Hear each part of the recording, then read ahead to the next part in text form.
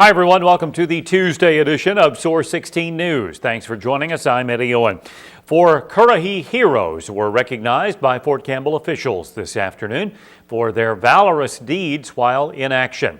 Officials presented 2 Purple Hearts to Staff Sergeant Ruth Guerrero and Specialist Stephen Ferguson after they were both injured while in combat in Afghanistan last year. Guerrero says she will never forget about the October 4th events that led up to her Purple Heart Award. There was other people in my vehicle, so I didn't think about me. I just thought about them, what happened to them too that was there, and I wanted to make sure that everybody else was safe. I was the TC in this vehicle that when this happened, so I wanted to make sure that everybody else was alive at first, and then make sure that everybody else was, nobody else was really bad wounded or, had a bad, caught or anything like that. So we just wanted to make sure that everybody was safe and not, dead or anything like that. So. In addition, the Army Commendation Medal was awarded to Sergeant Joseph Sandlin and Specialist Joshua Brown. Brigadier General Jeffrey Colt says it was a privilege for him to be amongst the great heroes, adding that their actions contributed to the legacy of the 506th Infantry Regiment.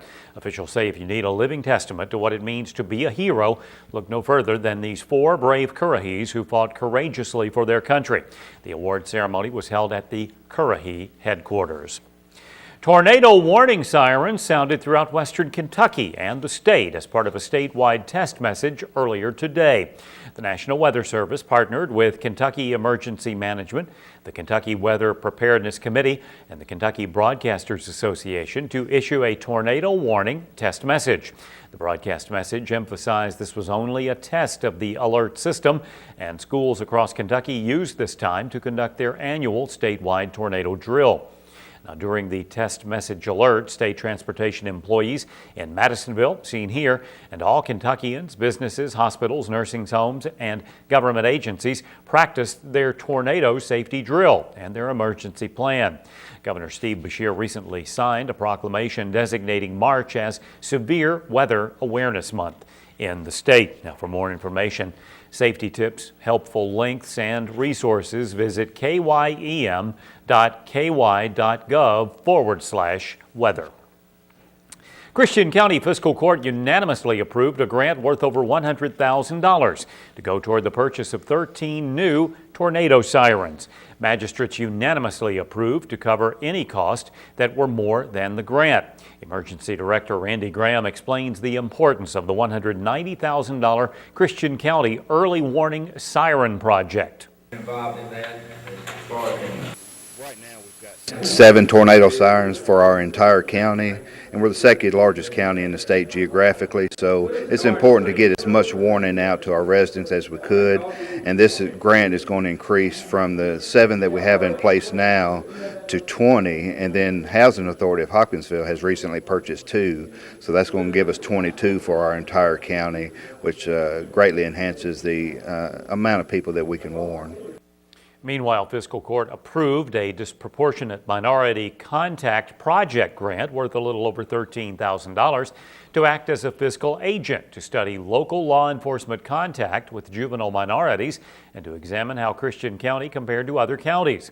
In other action, magistrates approved an updated Pennyrile Regional Hazard Mitigation Plan and awarded Tom Jenkins a contract to mow county road right-of-ways. In addition, Rips bar owner Joey Allen pleaded with Fiscal Court to let him sell alcohol until 1 a.m. instead of midnight, Monday through Friday, but no action was taken by magistrates. The next Fiscal Court meeting is scheduled for Tuesday morning, March 22nd. Well, Hopkinsville residents helped weed out hunger in the community today. Corn herbicide companies Halex GT and Syngenta have teamed up and formed the Weeding Out Hunger Roadshow, which is a 6-week tour that collects food donations and gives them to local food shelters. It's very heartwarming to see that people really care about the people in their community who are less fortunate than themselves. It makes me, kind of teary-eyed. The Weeding Out Hunger truck spent the day at Kaufman Value Plus on Greenville Road today. All of the food donated at today's drive will go to Pennyrile Allied Community Services Incorporated Food Bank. The truck will continue its 60-city campaign tomorrow and will be accepting donations at the Family Market on East 1st Street in Russellville from 11 a.m. until 5 p.m. A dog that was found dead on the side of the road that belonged to last week's murder victim Susan James apparently died after being hit by a vehicle. After performing a necropsy on the deceased female boxer mix, Hopkinsville police report a Breathitt Diagnostic Lab doctor informed the Detective Division today that it appears the dog died from trauma consistent with being hit by a vehicle. The dog's body was found about halfway between James' home and where her body was found by a passing motorist a week ago today on the side of Christian Quarry Road. Late Friday, police asked for the public's assistance in locating the female boxer mix named Brandy after detectives did a search of James' home and found the dog missing, possibly in the US 68 East Russellville Road area. Saturday, police say a passing motorist thought he had seen the dog they were looking for lying on the side of the road in the 500 block of McLean Avenue or Russellville Road. Kentucky State Police are investigating the theft of around $60,000 of copper cable from the Dawson Springs area. Mine Equipment and Mill Supply Company, located on Mine Equipment Road, reported the theft of 11 spools of heavy copper cable sometime between February 24th and March 4th. Police say it appears that the suspects may have traveled on Jimmy Lovell Road to remove the stolen copper cable, valued again at $60,000. Anyone with information regarding this investigation should contact Kentucky State Police at 1-800-222-5555. According to state police, callers may remain anonymous. A Benton man has been sentenced to 10 years for causing a fatal wreck while driving under the influence. A Marshall County judge reportedly sentenced Brad Chandler to 10 years in jail yesterday after he pled guilty to driving under the influence of alcohol and caused a wreck last year that killed his best friend. Media reports say Chandler's attorney, Mike Ward, plans to file a motion for shock probation within 30 days. Shock probation allows people to be released from jail between 30 and 180 days from when they begin their sentences under the theory that the experience has shocked them into refraining from other bad acts. A new planning commissioner in Mayfield has been sworn into office. Mayor Teresa Cantrell administered the oath of office to Sean Jones last night during the Planning Commission meeting. According to the mayor, Sean and her husband Willard have been business owners in Mayfield for several years. Mayor Cantrell said Sean and Willard have expressed a desire to make Mayfield the best that we can be, and they have stepped forward to join us in several capacities working toward that end. Currently, the Mayfield Planning Commission is working on updating the city's comprehensive plan elements. Well, motorists traveling in Hopkins County need to be aware of a road closure tomorrow. According to Kentucky Transportation Cabinet officials, CSX Railroad plans to close Kentucky 2320 Happy Lane to allow an upgrade of the rail crossing halfway between US 41 Alternate and Kentucky 1034 Rose Creek Road. Motorists who regularly travel Happy Lane in western Hopkins County should be aware of this planned closure and make advance alternate travel plans. The road is expected to close around 9 o'clock tomorrow morning. It should reopen around 5 o'clock. Well, in case you missed our 10 o'clock news last night and this morning's news, the Christian County High School Site-Based Decision-Making Council voted last night to join the Christian County Board of Education's appeal to reverse the State Education Commissioner's decision to disband the council. Robert Burnham says he is confident the appeal will be approved.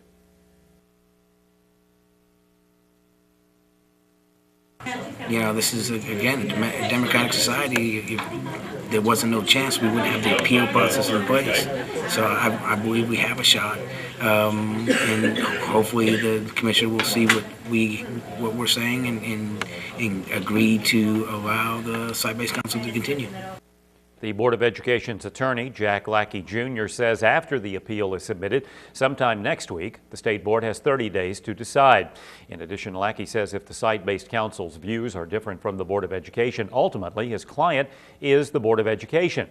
Meanwhile, site-based council member Jack Payne says in order for the school to improve, teachers need to work together. We as a council compromise with each other. We don't see eye to eye, but we've worked hard this year. And our faculty needs to compromise a little bit because you're not going to be all one way.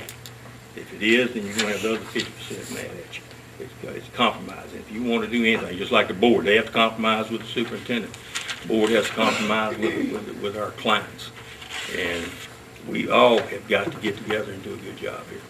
Parents are currently circulating a petition which calls for the commissioner to reverse his decision. Well, Secretary of Defense Robert Gates recently traveled to Afghanistan and thanked wounded soldiers for their sacrifice. In addition, Fort Campbell Command Sergeant Major Scott Schroeder accompanied Gates during his travels and wished several wounded soldiers a speedy recovery. Meanwhile, Gates gave a speech to service members, which included Fort Campbell soldiers, about the future of deployments and what keeps him up at night. At the end of his speech, Gates personally shook the hand of each soldier who attended his speaking engagement. Hopkinsville police would like to remind motorists that it is against the law in the state of Kentucky to park your automobile on a sidewalk. Police report the Hopkinsville Public Works Department has been receiving several complaints about sidewalks being damaged as a result of cars parking on them. According to police, the city of Hopkinsville has spent about $279,000 on sidewalk restoration throughout the city in recent years. Now, for the next 2 weeks, police will be watching for cars parked on sidewalks, and they'll issue warning notices to those drivers seen committing the parking violation. After 2 weeks, police will be issuing citations to those observed parking on sidewalks. Well, here's your numbers for tonight. The Mega Millions jackpot is $127 million. Tomorrow night, Powerball jackpot is $40 million.